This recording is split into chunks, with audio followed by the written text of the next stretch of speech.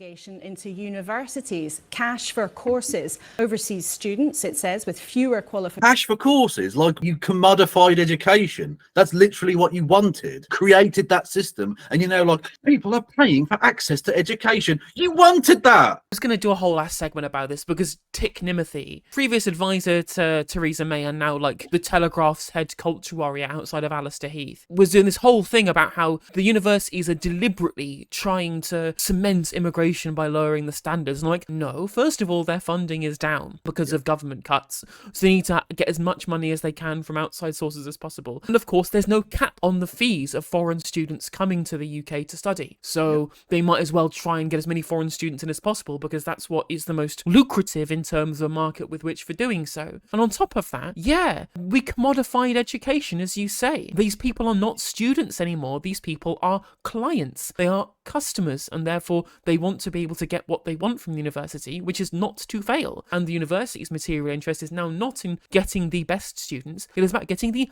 most students, because that is what is most profitable for them to do so. That is the relationship that you've created, the material incentive of marketization. That's what that's created. And they're getting what they wanted. I literally responded. There was an entire segment on GB News saying exactly the same thing. It was like weeks ago now. Weird that it's only just come back around again this weekend rather than previously, with Matt Goodwin. Made all these arguments about how they're dumbing down education. It's the end of the high standard international universities of Britain that we cherished for so long. And I'm like, it's because we marketized it. It's because instead of the incentive structure being league tables and successful grades and for having a well-educated, knowledgeable populace to make sure that we have the brightest skills, the brightest minds, and we restrict our attendance based upon people's capability to learn and capability to succeed, and not indeed their capability to pay, how rich their parents are, what countries they've come from, where they can pay even more because there's no cap. We threw that all away upon the altar in terms of Tony Blair, of ensuring to get maximum attendance as possible, because that was his plan. He wanted to educate people. He could see at least somewhat of the change towards a knowledge economy from an industrial economy. He wanted to cement that even further. But on top of that, he just wanted lots of people at university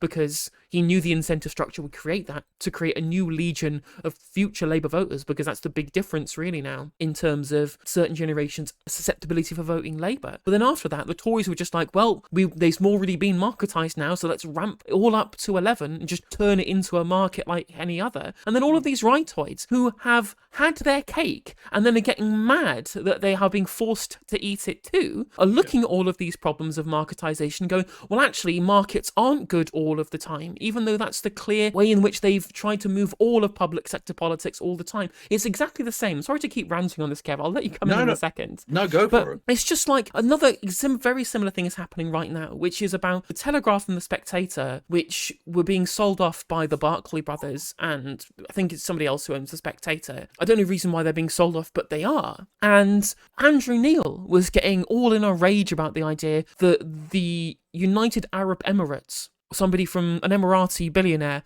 was looking at buying out the Telegraph and the Spectator and decrying it as the end of a British institution with British owners. I'm like, when it came to all of our other public services, like our rolling stock, when it came to our NHS, when it comes to all of the rail mail, water, energy, all of those things we used to publicly own together in the UK, it was these people who were happy to have an open buffet available for all of these international and foreign governments and private equity firms and capital investment firms. At the same time as they're saying all of that, they're happily trying to push the NHS into the hands of American private firms. Exactly, like Centene and Virgin Care, yeah, exactly, 100%, right? So they are now reaping what they've sown. When it was cherished public institutions like our NHS, very happy to let Centene and Virgin Care just hack apart the corpses of what the Conservative government had left over and sell them off to the highest bidder to ensure that it got marketised as much as possible. But now, there are just, as Ben Sharp points out, businessmen doing business. In fact, the objectivist point of view of people making rational decisions in their own personal self-interest based upon market forces with regards to institutions that they hold dear, like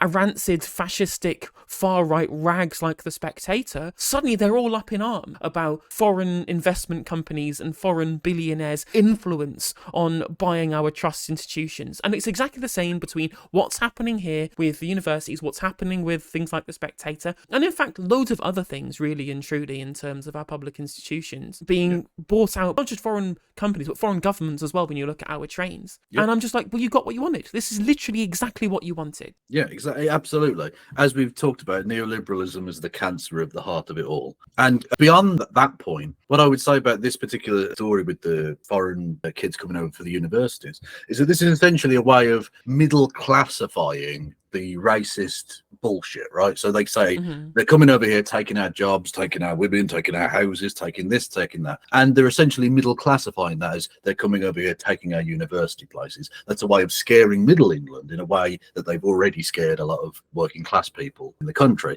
And it's a way of using that kind of anti-immigrant rhetoric to try and garner more middle class votes, right? I think you're starting to see that with these people. They're trying to drive that wedge in there by saying, not us that have fucked you out of your potential education and the employment opportunities from that. No. It's the foreigners. The foreigners are the ones taking away your university places. And I want to say to them, no, it's not the fucking foreigners that are doing anything. The foreigners were always coming in, and that was actually a really good thing because lots of them stayed and massively enriched the face. It was awesome. We had the best of both worlds. What it is that the government, through its marketization of the education system, means that not only do you not get any kind of real financial support, so that even if you do get to university, you have to work your bollocks off both in and out university just to survive. You should be getting a grant and it being free, as it used to be. The government have taken all of that away from you. They have stolen the best education system on earth from you. Yeah, and exactly. we can and should take that back. Oh yeah, I mean, you're 100% correct. No word of a lie from anything there. And it is a damning indictment on everything. And not only have they then stolen the actual education system from us, I've mentioned this on stream before, but because of their deliberate lack of investment during the austerity period, because they were making nonsensical economics during a liquidity trap, what that's also done is massively restrict the graduate premium and the number of graduate jobs. When you look at America, where the number of university students is going up in the similar rate that ours are, their graduate premium is also increasing. The number of graduate jobs is increasing because they've had the investment, whereas we have the lowest investment in the G7. So we don't have any of the graduate jobs. So we've got this massively educated cohort of young people who all went to university because we were told to go to university, because we said we'd have to get a job in McDonald's if we didn't. And then we come out of university, there are no graduate jobs because the Conservatives have completely destroyed our economy, hollowed it out from the inside and palmed it off to their mates in the financial sector.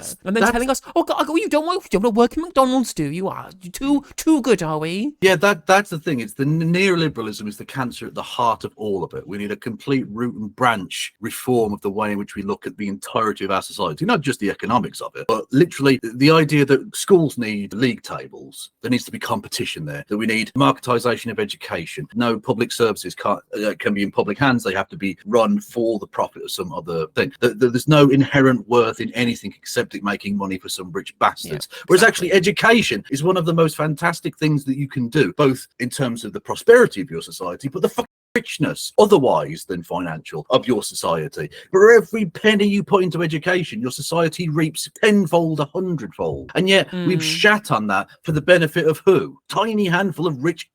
It's mind-blowing the levels of spinelessness of a nation to just accept that shit and be okay with it. And we clearly have, because none of the major parties are actually doing anything about this. The Labour Party, I'm going to changes. They created this. They did, exactly. And the person who literally spearheaded this is advising our current leader of the opposition in terms of this, right? They've completely imbibed this ideology where you understand the price of everything but the value of Exactly. And they've taken that entirely to heart.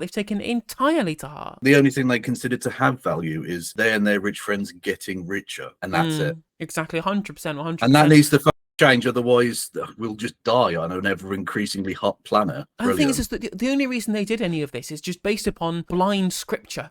Following Hayekianism like it's scripture. Well, if it's marketized, then it must be better. That's literally what they did through the entirety of the Osborne years, and to a lesser extent during the Blair and Brown years as well. Just this idea that you can have a quote-unquote social market economy, followed by essentially an in-social market economy under the Conservative Party. Whereas if it's market logic, it must be being distributed efficiently. It may hit Pareto efficiency, but does it maximize societal utility? I mean, those people, if you are a neoliberal like they are, they believe that both of those things are one and the same. The market has cleared, therefore the world is good. And that is not indeed a heuristic that I agree with. Yes, and clearly it isn't borne out by the reality of the situation. No, well, 100%. As 100%. literally the entirety of the private sector the privatized sectors can show. Thank you, Marcel. From memory, the Keynesian multiplier of education is roughly 8. So, put oversimplified way, spend 1 and get 8 back. Indeed, but when I was saying 10 or 100, I meant more than just the financial aspect of that. Having people who are educated, especially in weird ass topics that don't really have a financial. If you go and learn ancient Norse, there's not a job for you at the end of that in ancient Norse. But I still want people who spoke ancient Norse to read shit. Like, that we want educated people. That's fucking awesome. It has non-monetary societal value. Exactly, yeah. Just having educated people is fucking cool. That's a good thing to be. It's a good thing to have. But again, it's only if it's got money at the end of it. And even then, like you say, most of the people that have gone to university, myself included, you get your degree, you come out, there isn't a fucking job for you anyway. No. So actually, it was not only are we losing out on the financial multiplier of the education investment, we're actually losing out on everything. All of that is being lost and frittered away on the altar of, like you say, high bullshit. Hey there, if you enjoyed the video, make sure that you like and leave a comment. That helps the video out in the algorithm. If you subscribe and ring the bell, it'll let you know when I go live. I stream every day on YouTube and Twitch. You can also follow all of my socials down in the description. And if you want to support me in a more financial manner, there's a join button for memberships. It's just 99p to be a member on YouTube, as well as a Patreon, and there's some merch there as well. And hopefully I'll catch you on the next video. Take care.